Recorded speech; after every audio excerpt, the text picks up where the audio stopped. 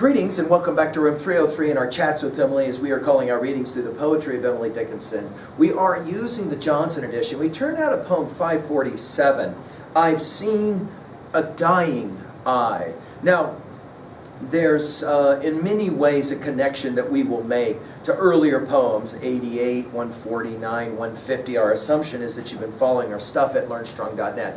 Down that left-hand side, Chats with Emily, our playlist. I'm hopeful that you've worked through our set of introductory comments as well as our preceding 546 poems. We just finished with 546 to fill a gap. In many ways, these two poems are contemporary. They work together. Why? Because this is another poem about dying and what it's like to die.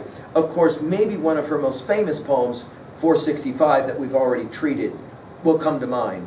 I heard a fly buzz when I died. The stillness in the room was like the stillness in the air between the heaves of storm.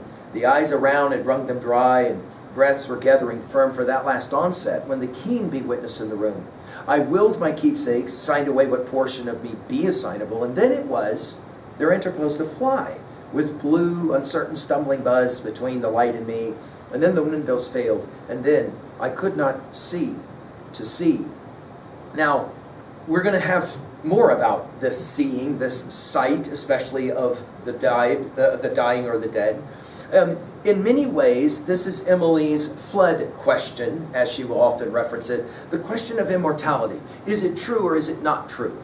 And it is apparent that Emily was kind of much like the Victorians of her day, kind of obsessed with deathbed scenes. In a letter at 15, as a girl of 15, Emily begged to be in the presence of a dying friend of hers, Sophia Holland.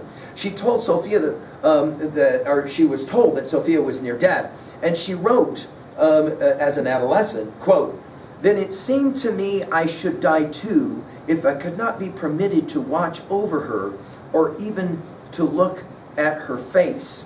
And this is a topic about which Emily is clearly consumed. I mean, she writes in a number of different letters questions about people watching other people die.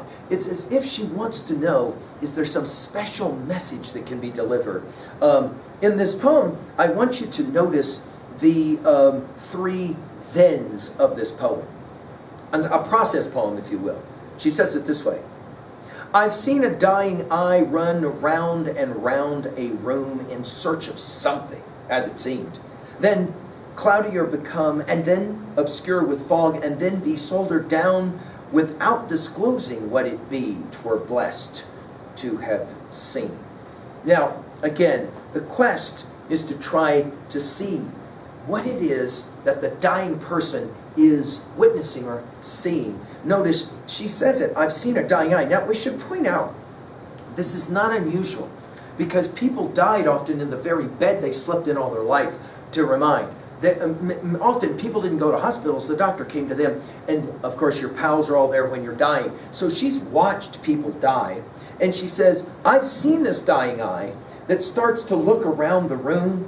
Notice, one scholar has called this word picture almost like a demented rodent or something, run round and round a room in search of something. Notice something capitalized.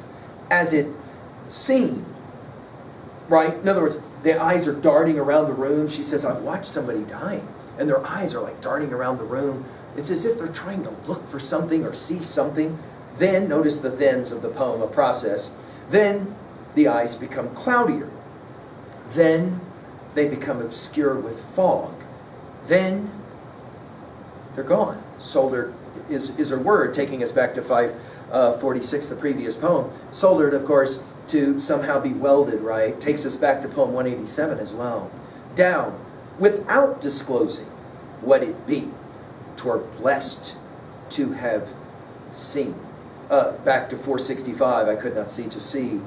In other words, at 2a, there is a powerful longing to know or understand the unknown of death, and yet, notice, not so easy to see it. At 2b, This is another one of these poems we call proleptic, this asking about the future, trying to look into the future.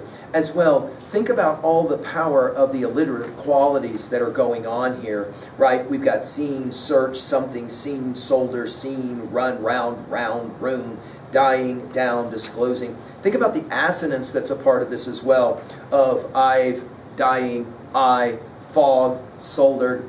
Think about the consonants of this poem. Seen, run, then, down, seen, room, something, seemed, become.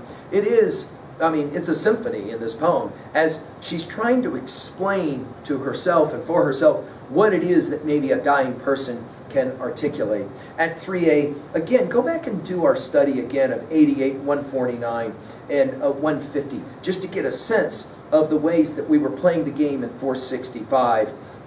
There is I think as well, a way to think about this from the perspective of another scholar. Jane Urbanwine has said it this way in her treatment of this poem and Emily's life. Quote, a kind of anger smolders in this poem about the cruel insensitivity of the dead to the questions of the living, whom they are luring towards circumference without giving adequate insight into the journey's goal, end quote. Finally, at 3B, to own a poem like this, have you ever watched someone die? If you've been either cursed or blessed to see that. And do you see any context at all in regards to the eyes? And do you think there's anything that can be learned from dying eyes? I hope Emily's challenging you. Thank you.